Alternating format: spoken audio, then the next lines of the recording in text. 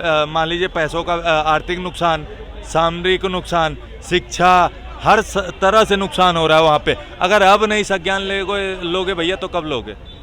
संज्ञान लेने का अब समय इससे ज़्यादा मतलब बुरा नहीं हो सकता मणिपुर के साथ जो इस समय हो रहा है। और वो भी पार्टी सत्ता में वो बैठी है जो राष्ट्र की बात और देश की बात करती है और फिर भी अभी तक शांति से बैठी है, तो ये गलत हो रहा है। इस बात को हम मानते हैं। देखिए, ये जो संविधान है इसमें विशेष अधिकार किसके पास है? डिस्क्रिशनरी पावर प्राइम मिनिस्टर के पास, राष्ट्रपति के पास तो है नहीं। इसमें लिखा है union cabinet has right to take a decision which is pending for a long or current matter or future matter under the leadership of prime minister have a discretionary power।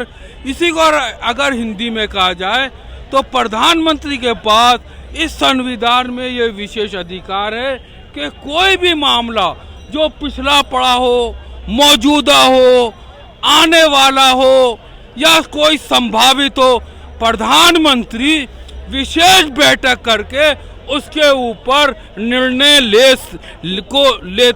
लेना चाहिए।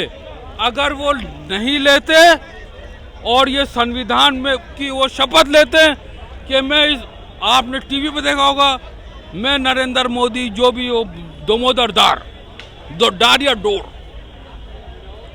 ईश्वर की शपथ लेता हूँ कि मैं इस संविधान के प्रति सच्ची निष्ठा रखूंगा, जो कार्य मेरे पास आएगा मैं कोई भेदभाव यानी डिस्क्रिमिनेशन नहीं करूंगा। ये कौन कहते हैं? प्रधानमंत्री। हर मंत्री की यही शपथ है। अब ये लोग कैसा काम कर रहे हैं, नहीं कर रहे हैं, ये मेरा काम नहीं है। ये देखने की जिम्मेदारी हाई कोर्ट और सुप्रीम कोर्ट की है। मैं हाई कोर्ट का जज नहीं, ना सुप्रीम कोर्ट का जज नहीं हूँ। मैं कौन होता हूँ उनको अध्यादेश देने वाला? मैं तो भारत का एक साधारण नागरिक हूँ, जिसमें ये भारत का संविधान है और इसके पीछे लिखा है सत्यमेव जयते। हमेशा सच्चाई की जीत होती है।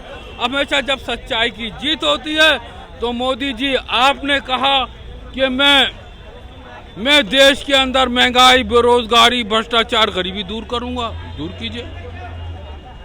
आपने कहा कि मैं भारत को विकसित राष्ट्र बनाऊंगा। पहले देखिए मोदी जी, आपके विकसित बनने से देश विकसित नहीं होगा। एक मोदी के होने से पूरा देश मोदी तो हो नहीं गया। You are right। आप जो विकास कर रहे हैं इस विकास को सामूहिक कीजिए और सामूहिक इस तरह से कीजिए कि शहर के साथ साथ गांव देहात का विकास होना चाहिए। अब के 20 और 23 और 24 के बजट में 2014 और 15 अब की का जो बजट है, इसमें जो प्रधानमंत्री को चाहिए कि जो अपनी जो नीतियां हैं उनको लागू कीजिए।